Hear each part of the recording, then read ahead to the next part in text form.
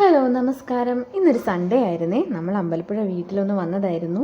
അപ്പോൾ ഇന്നലെ രാത്രിയിലാണ് വന്നത്. രാവിലെ എഴുന്നേറ്റ് അമ്പലപ്പുഴ അമ്പലത്തിൽ പോയി തൊഴാനായിട്ടുള്ള ഒരു തീരുമാനത്തിലാണ്. അപ്പോൾ രാവിലെ കുഞ്ഞുവാവയെ കളിപ്പിച്ചുകൊണ്ട് എല്ലാവരും നിന്നപ്പോൾ സമയം പെട്ടെന്ന് പോയത് അറിഞ്ഞില്ല.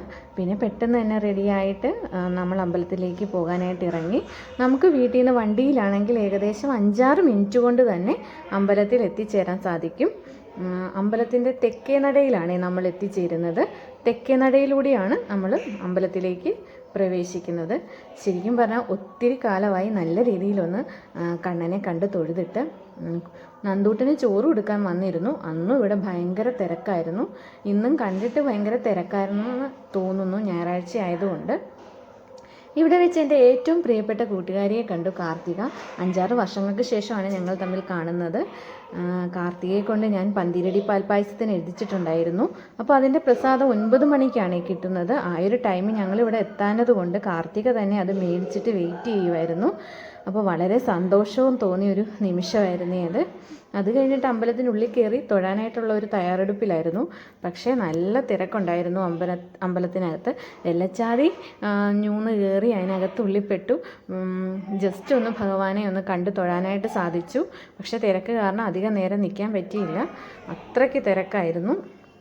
പിന്നെ ചുറ്റും അമ്പലത്തിൻ്റെ ഫ്രണ്ടിൽ വന്ന് കൊടിമരത്തിൻ്റെ ചുവട്ടിൽ നിന്ന് ഭഗവാനെ ഒന്ന് പ്രാർത്ഥിച്ചു. വളരെ നല്ലൊരു അന്തരീക്ഷമാണ് അമ്പലപ്പുഴ അമ്പലത്തിൽ എപ്പോഴും കിട്ടുന്നത്. പണ്ട് എപ്പോഴും വന്നുകൊണ്ടിരുന്ന ഒരു അമ്പലം പെട്ടെന്ന് നമുക്ക് വരാതിരിക്കുമ്പോൾ ഉള്ളിൽ ഭയങ്കര ഒരു സങ്കടം തോന്നും. ഇപ്പം വർഷത്തിൽ 1-2 പ്രാവശ്യമൊക്കെ വരാനായിട്ട് സാധിക്കുന്നുള്ളൂ. ഈ മകരത്തിൽ അവിടെ 12 കളഭം തുടങ്ങുകയാണ്. മകരം 1-ന് തുടങ്ങി 12-ാമത്തെ ദിവസം വരെ 12 കളഭം. അന്നിവിടെ ഭയങ്കര വിശേഷ ദിവസങ്ങളാണ്. പറ്റുമെങ്കിൽ ആ ഒരു ടൈമിലും കൂടി വന്നൊന്ന് തൊഴണമെന്ന് ആഗ്രഹിക്കുന്നുണ്ട്. പിന്നെ അമ്പലക്കുളത്തിലെ മീനെയും ആമയെയും ഒക്കെ നോക്കി കുറേ നേരം നിന്നു. പിന്നെ നാടകശാലയിലേക്ക് വന്നു. ഗുരുവായൂരപ്പൻ്റെ നടയിലേക്ക് പോകാൻ സാധിച്ചില്ല. കുഞ്ഞിൻ്റെ കരച്ചിലൊക്കെ ഒന്ന് മാറ്റിയിട്ട് പോകാമെന്നും പറഞ്ഞ് നിന്നു. പക്ഷേ സമയം ഒത്തിരി ആയപ്പോൾ പിന്നെ ഞങ്ങൾ എളുപ്പം കുട്ടികളൊക്കെ വിശന്ന് നിൽക്കുന്നത് കൊണ്ട് വീട്ടിലേക്ക് എളുപ്പം പോകേണ്ടി വന്നു.